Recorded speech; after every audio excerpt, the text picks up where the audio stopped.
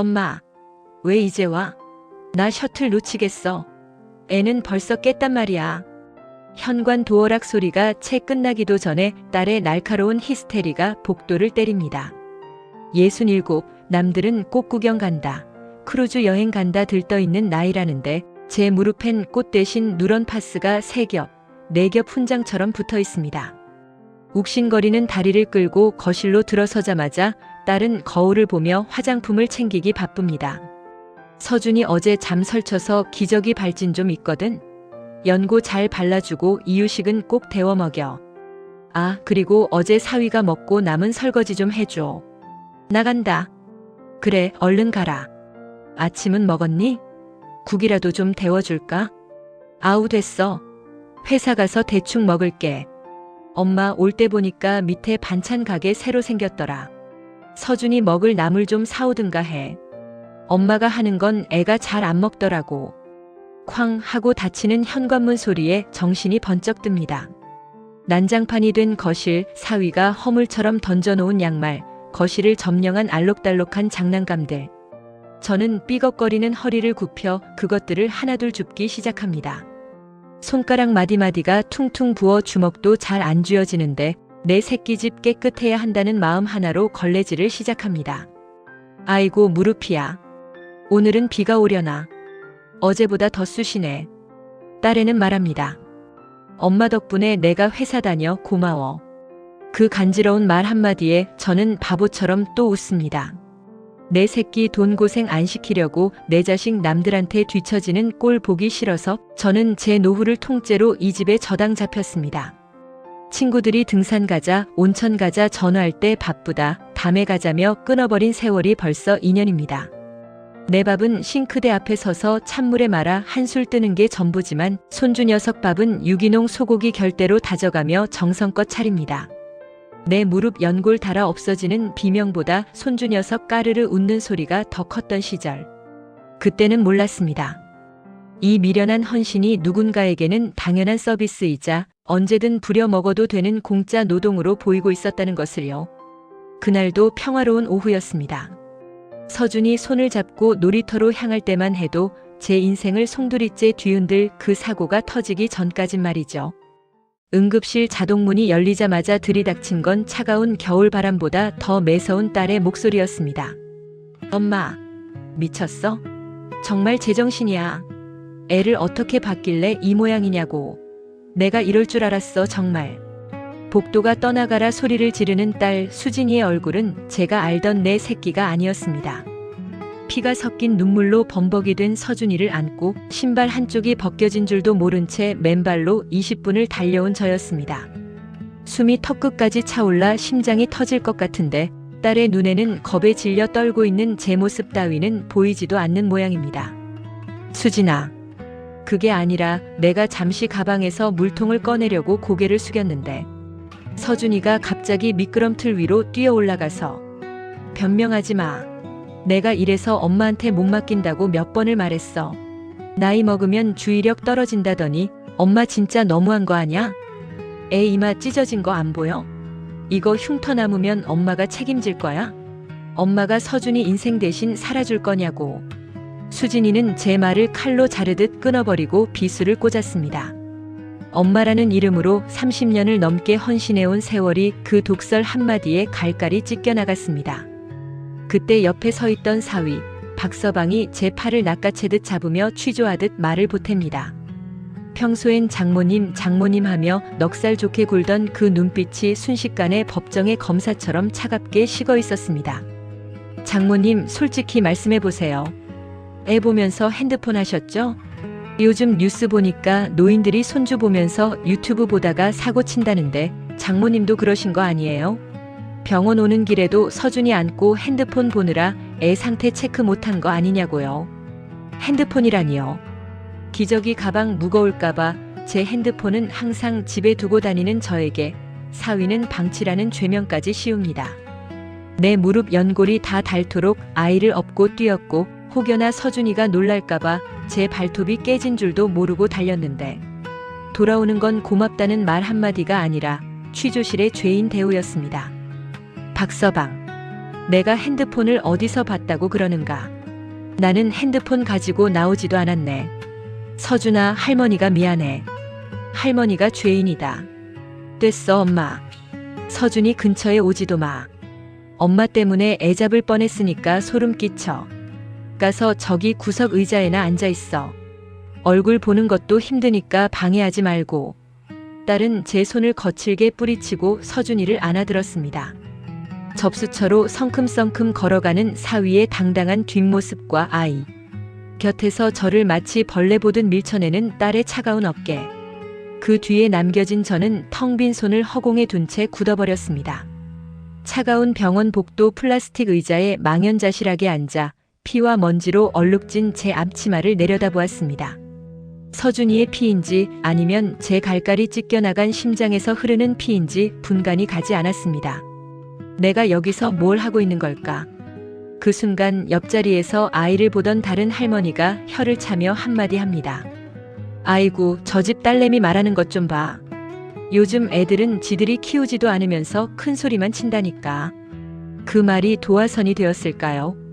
30년 넘게 엄마니까 참아야지, 할머니니까 희생해야지라며 꾹꾹 눌러 담았던 댐이 무너지기 시작했습니다. 나를 치우고 싶은 낡은 부속품 취급하는 자식들을 위해 내 마지막 남은 생을 다 바칠 이유가 없다는 생각이 머리를 때렸습니다. 심장 밑바닥에서 뜨거운 열기가 아니라 아주 시리고 날카로운 얼음 송곳 같은 것이 올라오기 시작했습니다. 그건 평생 단 한 번도 가져본 적 없는 자식을 향한 독한 분노였습니다. 금요일 아침 딸 수진이는 출근 준비를 하다 말고 휴대폰 화면을 내 코앞에 들이밀며 들뜬 목소리로 말했습니다.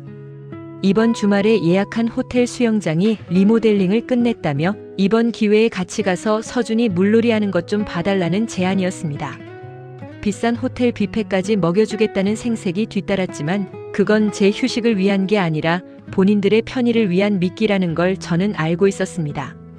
설거지하던 손을 멈추고 이번 주말에는 고향 친구들 모임이 있어 꼭 가봐야겠다고 조심스럽게 입을 뗐습니다. 평소 제 부탁 하나 들어준 적 없는 딸이었지만 이번만큼은 사람 구경 좀 하고 싶다는 제 간절함이 통하길 바랐습니다. 하지만 제 말이 끝나기도 전에 수진이의 얼굴에서 미소는 순식간에 사라졌습니다. 수진이는 비싼 돈 들여 예약했는데 친구들은 언제든 만날 수 있지 않냐며 엄마가 안 가면 서준이는 누가 보냐고 짜증을 냈습니다. 엄마는 딱히 할 일도 없으면서 왜 그렇게 고집이야? 라는 말은 30년 넘게 키워온 자식의 입에서 나왔다고는 믿기지 않을 만큼 가슴에 비수처럼 꽂혔습니다. 옆에서 넥타이를 매던 사위 박서방의 말은 한술 더 떠잔인했습니다. 고향 가봐야 길만 막히고 고생이니 호텔 가서 서준이 재롱 보는 걸 노년의 유일한 낙으로 삼으라는 권유였습니다. 특히 어제 응급실 사고를 들먹이며 장모님도 사고 친 게 있으니 이번에 같이 가서 점수 좀 따셔야죠 라고 웃으며 말할 때는 저를 사람으로 보는 게 아니라 죄를 지은 무보수 파출부로 여기고 있다는 사실이 뼛속까지 시렸습니다. 그 모멸의 순간 제 귓가에는 응급실 옆자리 할머니의 목소리가 천둥처럼 울려 퍼졌습니다. 자식한테 미안하다 소리를 들어야지 고맙다 소리 듣기 시작하면 그때부터 파출부 인생 시작이야. 저봐, 지들 화난 것만 중요하지 당신 힘든 건 안중에도 없잖아. 그 할머니의 예언 같은 경고가 제 현실이 되어 저를 옥죄고 있었습니다. 결국 딸의 만류를 뿌리치고 내려간 고향 모임에서 저는 더 큰 충격을 받았습니다. 오랜만에 만난 친구 영숙이는 제 거친 손마디와 갈라진 손톱을 잡으며 혀를 찼습니다. 영자야, 너 손이 이게 뭐니? 자식한테 용돈 받는다고 자랑하더니 이건 순 파출부 손이잖아. 너 그러다 정말 뼈 빠지게 고생만 하고 할 일 없는 노인네 취급받아. 이제라도 내 인생 찾아. 애들은 지들이 알아서 키우는 거야. 친구들의 냉정한 팩폭과 응급실 할머니의 조언이 머릿속에서 하나로 합쳐지자 제 마음은 이제 돌이킬 수 없을 만큼 단단하게 굳어졌습니다. 일요일 저녁 집으로 돌아오자마자 거실은 이미 아수라장이었습니다. 수진이는 제가 없어서 호캉스 내내 애 보느라 한숨도 못 잤다며 호텔 뷔페가 입으로 들어가는지 코로 들어가는지도 몰랐다고 악다구니를 썼습니다. 저는 대답 대신 배낭에서 노란 노끈으로 칭칭 동여매진 뭉치를 꺼내 식탁 중앙에 탁 내려놓았습니다. 2년 동안 한 푼도 쓰지 않고 모은 돈 봉투, 제 쌈짓돈과 연금까지 털어 서준이 고기 사고 딸네 집 살림을 메꾼 기록이 빼곡한 가계부, 그리고 매일 아침 저를 이 집으로 불러들였던 현관 열쇠 뭉치였습니다. 박서방, 수진아. 너희 눈에는 내가 갈 곳도 할 일도 없는 노인네처럼 보였지? 이게 내 사표다. 너희가 내 손길을 소름 끼친다고 말하는 순간 나도 너희 엄마 안 하기로 했다. 사표 수리해라. 나는 이제 남은 인생 너희의 낙이 아닌 나의 낙을 위해 살련다. 뭉치 위에 평생의 굴레였던 앞치마를 허물처럼 툭 던져 덮고 돌아서는 길 등 뒤에서 들려오는 당황한 비명은 더 이상 제 마음을 흔들지 못했습니다. 비로소 저는 엄마라는 이름 뒤에 숨겨졌던 기명자로 다시 태어나고 있었습니다. 현관문을 닫고 나오면 모든 게 끝날 줄 알았는데 복도에 서늘한 공기가 닿자마자 발걸음이 돌덩이처럼 무거워졌습니다. 등 뒤에서 엄마, 진짜 이럴 거야? 라고 소리치는 수진이의 날 선 목소리가 들려왔지만 정작 제 가슴을 후벼 판 건 그 독설이 아니었습니다. 내가 자식을 잘못 키웠구나 하는 뒤늦은 자책이었습니다. 부족한 것 없이 키우려 했던 제 정성이 독이 된 걸까요? 비바람 막아주는 울타리가 아니라 언제든 딛고 서도 되는 디딤돌로 저를 여겼던 아이들. 제가 사라지면 당장 서준이는 누가 보냐며 제 안부보다 자기들의 불편함을 먼저 걱정하는 자식들을 보며 저는 30년 세월의 공든 탑이 와르르 무너져 내리는 소리를 들었습니다. 자식을 괴물로 만든 게 결국 나였다는 그 사실이 피눈물이 되어 고였습니다. 터벅터벅 아파트 단지를 빠져나가려는데 놀이터 쪽에서 서준이의 웃음소리가 들리는 것만 같아 발길이 멈췄습니다. 이 집에서 유일하게 제 살 냄새를 좋아하고 제 거친 손마디를 고사리 같은 손으로 꼭 잡아주던 아이. 녀석에게는 죄가 없는데 이별의 인사조차 제대로 못하고 가는 게 못내 발목을 잡았습니다. 저는 잠시 벤치에 앉아 가방 속에 넣어두었던 서준이의 작은 양말 한 켤레를 꺼내 만져보았습니다. 서준아, 할머니가 미안해. 할머니가 할머니로 살아야 너도 나중에 내 인생을 귀하게 여길 줄 아는 어른이 되지 않겠니? 입 밖으로 내지 못한 작별 인사를 바람에 실어보냈습니다. 녀석의 재롱을 보지 못하는 건 살점이 떨어져 나가는 고통이겠지만 여기서 멈추지 않으면 저는 영영 돌아올 수 없는 소모품으로 생을 마감할 것 같았습니다. 핸드폰을 꺼내 수진이에게 마지막 문자를 남겼습니다. 서준이 우유는 냉장고 2번째 칸에 있다. 이제부턴 너희가 엄마 아빠 노릇해라. 나는 오늘부로 사표 냈다. 전원을 완전히 끄고 배낭끈을 바짝 조여맸습니다. 미련이 눈물이 되어 쏟아지기 전에 어둠 속으로 몸을 던졌습니다. 이제 목적지는 자식들의 집이 아닌 오직 나 김영자가 기다리는 먼 곳입니다. 영자 씨가 떠난 지 불과 일주일, 수진의 집은 더 이상 집이 아닌 아수라장이었습니다. 거실 구석에는 치우지 못한 기저귀와 배달 상자들이 산처럼 쌓였습니다. 급하게 부른 고액 육아도우미는 제 업무 범위가 아니다라며 칼같이 선을 그었고 지원군으로 온 시어머니는 사도는 이걸 어떻게 혼자 하셨대니? 라며 혀를 내두를 뿐 서준이가 울면 당황해서 박서방만 찾았습니다. 퇴근 후에도 쉴 틈 없이 살림에 매달려야 했던 부부는 그제야 자신들이 누려온 안락함이 엄마의 무보수 노동과 관절, 마디마디의 비명 위에 세워진 사상 누각이었음을 뼈저리게 깨달았습니다. 가장 가슴 아픈 건 24개월 된 서준이었습니다.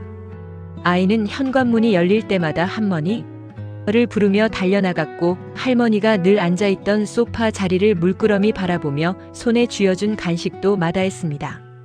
말은 서툴지만 아이의 눈동자에는 명확한 상실감이 맺혀 있었습니다. 수지는 아이를 토닥이다 영자 씨가 남긴 문자, 이제부턴 너희가 엄마 아빠 노릇해라를 떠올리며 뒤늦은 후회의 눈물을 흘렸습니다. 그 시각 영자 씨는 제주도 친구의 돌담집에서 기적 같은 한 달을 보냈습니다. 새벽같이 딸 집으로 출근하는 대신 바닷바람을 맞으며 산책을 했고 퉁퉁 부어있던 다리의 붓기도 서서히 빠졌습니다. 문득문득 서준이의 웃음소리가 환청처럼 들려 가슴이 아릿해졌지만 영자 씨는 그 미안한 만큼 자신을 더 귀하게 대접했습니다. 시간이 약이다라는 말처럼 이 단절의 시간은 영자 씨뿐만 아니라 딸 수진에게도 반드시 필요한 해독제임을 믿었기 때문입니다. 한 달 뒤 영자 씨가 다시 딸의 집 현관문을 열었을 때 풍경은 완전히 달라져 있었습니다. 엉망이던 집은 수진과 박서방이 직접 부딪히며 정돈해 나가고 있었고, 무엇보다 영자 씨를 맞는 두 사람의 눈빛에는 귀함과 감사함이 가득했습니다. 수진은 엄마를 보자마자 달려와 품에 안겼습니다. 엄마 미안해. 도우미도 시어머니도 엄마 빈자리 100분의 1도 못 채우더라. 우리가 엄마를 너무 함부로 썼어. 도우미와 시어머니의 실패 이후 부부는 직접 기저귀를 갈고 이유식을 만들며 비로소 진짜 부모가 되었습니다. 처음엔 공포였던 육아가 이제는 아이의 작은 몸짓에 감동하고 함께 웃는 진정한 기쁨으로 바뀌어 있었습니다. 이제 영자 씨는 더 이상 이 집에 살림을 하러 오지 않습니다. 일주일에 딱 3번 오직 즐거울 만큼만 서준이 할머니로서 딸의 집을 방문합니다. 수지는 이제 엄마를 부엌으로 등 떠미는 대신 정성껏 차를 끓여내오고, 박서방은 능숙하게 서준이를 씻기며 아빠로서의 보람에 웃음꽃을 피웁니다. 완벽한 희생은 사라졌지만 그 자리엔 서로를 향한 존중과 스스로 부모가 된 자식들의 환희가 채워졌습니다. 따사로운 햇살 아래 서준이를 무릎에 앉히고 책을 읽어주는 영자 씨. 그녀의 얼굴에는 이제 희생이 아닌 평온이라는 이름의 꽃이 활짝 피어 있었습니다. 이 이야기는 딸 쌍둥이를 키우며 두 어머니의 사랑에 빚진 한 엄마가 이 세상 모든 영자 씨들에게 바치는 작은 고백입니다. 감사합니다. 그리고 사랑합니다.